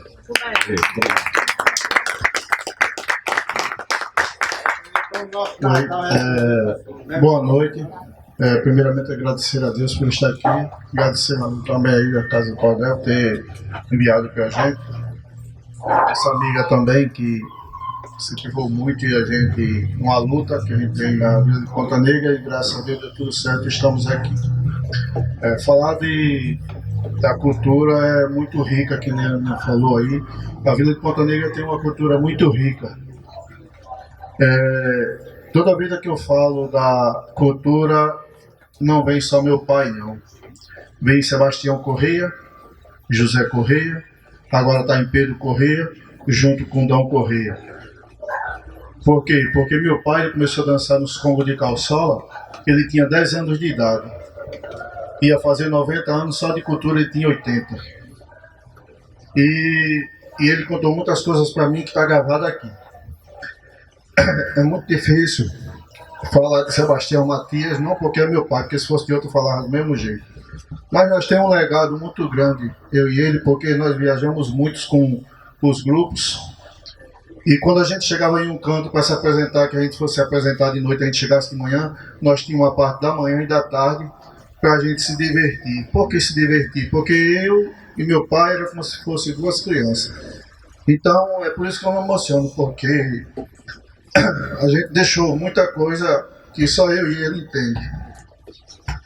Então eu falo de Sebastião Matias Dantas, não é só porque é meu pai, mas ele também foi o príncipe dos congos de calçola, que dançou praticamente quase 80 anos nesse grupo que existe há mais de 130 anos. E ele também fez um resgate do Bambelô Massariquinho da Praia, que hoje nós estamos administrando junto, que não é muito fácil. E ele foi o gibão da Lapinha na época de 60, 68, que eu não sou errado nem nascer. E ele também era o atual, o palhaço do Pastoreio da Melhor Idade, que hoje a mestra é Dona Helena. E hoje a palhaça é Renata. Então, quer dizer, ele fazia 4 apresentações ao mesmo tempo, e meu pai ele tinha um legado muito grande com a cultura, que se fosse deixar de almoçar na hora de almoço, ele deixaria. E eu também não posso deixar de falar também de Crivaneide Santiago Dantas, que é minha mãe, que também tem uma participação na cultura e poucas pessoas não iam ver, mas eu também não posso deixar de falar de Crivaneide, que também faleceu, e eles tinham 62 anos de casado. Então logo em seguida, quando minha mãe faleceu, a gente já tinha essa noção que meu pai também ia, porque 63 anos de casado não é 63 dias. E se os congos de calçola fossem se apresentar hoje às 18 horas, minha mãe já botava a roupa toda arrumada, que era 2 tipos de roupa. Então ela já sabia qual era a roupa que ia colocar para aquela apresentação. Então ele já passava no quarto e via a cama arrumada com a roupa que ele ia dançar. Ele não precisava dizer a ela, mas ela já sabia que o grupo ia se apresentar e ela já sabia qual era o horário e qual era o tipo de roupa, que eram 2 tipos de roupa, apesar dele ser o príncipe, mas tinha uma branca e tinha uma branca com babado que é azul, que hoje eu não trouxe, mas outra apresentação, outra oportunidade que eu tiver aqui, eu vou trazer esse quadro, que tem uma história também, tem um legado que está tudo escrito, que a gente tem um documentário muito bonito de meu pai. E aí, quando passava no quarto que ele via, ele disse, vai se apresentar. Eu disse, mas não é agora não, papai, é de noite. Mas ele queria logo. Se fosse era de noite, mas quando dava meio-dia, ele disse, não é agora não, papai, é de noite. Então ele tinha aquele amor. E quando ele subia no palco, meu pai se transformava. Que eu acho que isso passou de pai para filho. Somos 5 irmãos, mas nenhum irmão tem o que eu tenho no sangue. E isso eu acho que vem, não acho não, tenho certeza, isso já é colocado em cada filho que tem, ou independente de cultura, ou independente de vai querer ler, de ser um professor, ou seja lá o que ele for. Ele já está com aquilo, já são dons que Deus joga e é seu. E eu tenho esse orgulho de ter esse dom que meu pai fez e muitas coisas que ele fez que futuramente eu quero fazer um pequeno documentário de muitas coisas, jogar na pracinha que é lá na Vila de Ponta Negra, e claro, isso vai levar um tempo porque foi muita coisa. Eu também sou fotógrafo da comunidade e eu tenho muitas fotos que são relíquias que eu fiz, e dos combos de calçola, da lapinha, do pastorinho, então tem muitas coisas que eu fiz. E essa foto que eu não pude trazer hoje, dessa outra oportunidade, são fotos que estão gravadas ali, que são fotos tiradas por mim e de outros grupos. Então, quer dizer, é uma história muito rica, muito gratificante. A gente não tem explicação de a gente falar da cultura da Vila de Ponta Negra. Falou aí também de Araruna da Roca, conheci, tive onde ter conhecido Cornélio, que ele fez outras apresentações. Então, falando da cultura, a gente fala de outros mestres, que claro, não dá para falar aqui que a gente tem pouco tempo. Mas desde já, agradecer mais uma vez. E independente do que está acontecendo aqui, gente, uma salva de palmas para Sebastião Matias.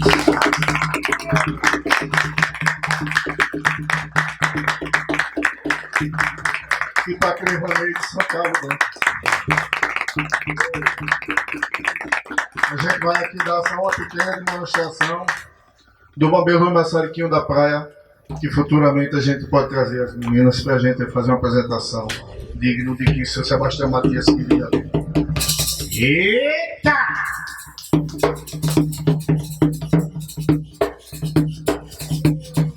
Há 30 anos passado morava em Moçambinha, no meio de tanta gente, não conhecer o caminho. Há 30 anos passado morava em Moçambinha, no meio de tanta gente, não conhecer o Salminha. Mas onde eu moro em Olinda, o povo me adotou, chamo rainha do povo, o povo é meu amor. Mas onde eu moro em Olinda, o povo me adotou, chamo rainha do povo, o povo é meu amor. E a noite passada morava em Moçambinha, no meio de tanta gente, não conhecer o Selminha. Hoje eu moro em Olinda, o povo me adotou, chamo rainha do povo, o povo é meu amor. Mas hoje eu moro em Olinda, o povo me adotou, chamo rainha do povo, o povo é meu amor. Ô Odete, eu quero falar com você. Ô Odete, eu quero falar com você. Odete, eu vou lhe falar. Odete, eu vou lhe dizer. A mulher que é pronto, tem que passar por me aprender. Ô Odete, eu quero falar com você. Ô Odete, eu quero falar com você. Odete, eu vou lhe falar. Odete, eu vou lhe dizer. A mulher que é pronto, querendo por me aprender. A mulher que é pronto, tem que passar por me aprender. Ô Odete, eu quero falar com você. Ô Odete, eu quero falar com você. Odete, eu vou lhe falar. Odete, eu vou lhe dizer. A mulher que é balcão, tem que passar por me aprender.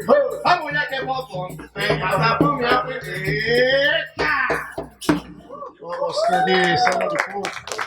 Eu vi o pai pulando de lá, a menina que chorou. Quando eu olhei pra gaiola eu vi a minha rola que voou. Oi, voa, voa, voa. Pega, pega minha rola. Oi, corre, corre, corre. Pega, pega minha rola. Oi, voa, voa, voa. Pega, pega minha rola. Ah, eu não vou na tua casa pra você não ir na minha. Você tem a boca grande, vai comer minha galinha. Oi, pega, pega, pega. Pega, pega minha rola. Oi, corre, corre, corre. Pega, pega minha rola. Oi, pega, pega, pega. Pega, pega minha rola. Eu vi o papo de lá, a menina que chorou. Quando eu olhei pra gaiola eu vi a minha rola que voou. Oi, pega, pega, pega. Pega, pega minha rola. Oi, corre, corre, corre. Pega, pega minha rola. Mas eu não vou na tua casa pra você não ir na minha. Você tem a boca grande, vai comer minha galinha. Oi, pega, pega, pega. Pega, pega minha rola. Oi, corre, corre, corre. Pega, pega minha rola. Eita! Todos são músicas de coco, existe o coco, existe o reveiro, né? Então a gente tem umas músicas de coco bem diferenciadas e também bem puxadas, porque isso aí as mulheres, elas balançam a mesma saia e botam para arrebentar, viu? Mas futuramente é que vamos fazer, se Deus quiser. Passarinho na beira da praia, como é que a mulher lava a saia? Passarinho na beira da praia, como é que a mulher lava a saia? É assim, é assim, é assim, é assim que a mulher lava a saia. É assim, é assim, é assim, é assim que a mulher lava a saia. Passarinho na beira da praia, como é que a mulher lava a saia? Passarinho na beira da praia, como é que a mulher lava a saia? É assim, é assim, é assim, é assim que a mulher lava a saia. É assim, é assim, é assim, é assim que a mulher lava a saia. Passarinho andava correndo na beira da praia, e na você trabalha, como você segura a saia, olha isso. Passarinho da beira da praia, como é que a mulher lava a saia? Passarinho da beira da praia, como é que a mulher lava a saia? É assim, é assim, é assim, é assim que a mulher lava a saia. É assim, é assim, é assim, é assim que a mulher lava a saia. Ah, eu quero é tomar banho, eu quero é me banhar, eu quero é tomar banho na banheira, eu quero é tomar banho, eu quero é me banhar, eu quero é tomar banho no banheiro, oi, para aí falar meu mano, eu não sei o que ele falar, se ele é pergunta, ele é feito, eu vou mandar ele ficar. Eu quero é tomar banho, eu quero é me banhar, eu quero é tomar banho no banheiro, o DJ não tava de cima, via de baixo rolar, mas eu quero é tomar banho no banheiro, eu quero é tomar banho, eu quero é me banhar, eu quero é tomar banho no banheiro, eu quero é tomar banho, eu quero é me banhar, eu quero é tomar banho no banheiro,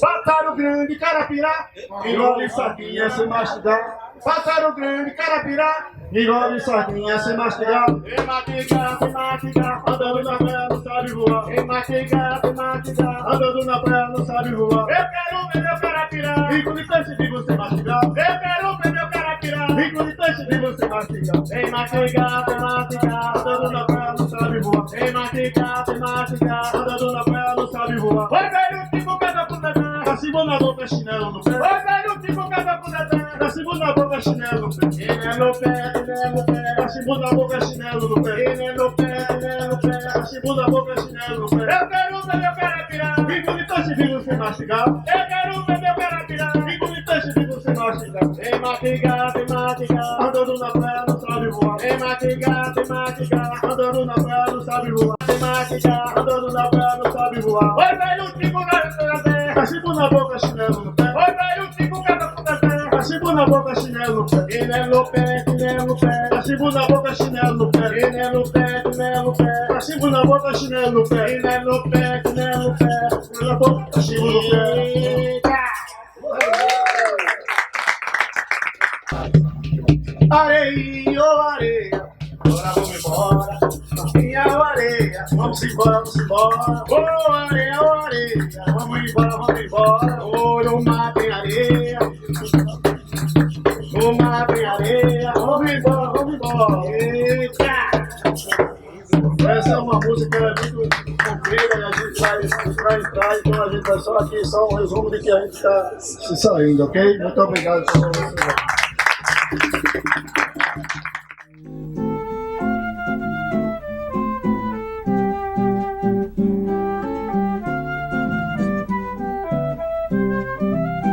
Povo pobre natalense, chegou a vez para quem quer aprender como sofre o ser humano quando seu nome não sabe escrever.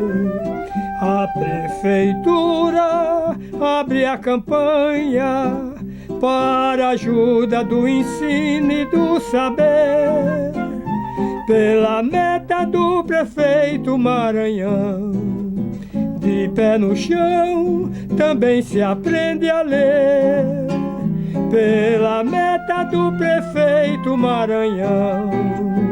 De pé no chão também se aprende a ler.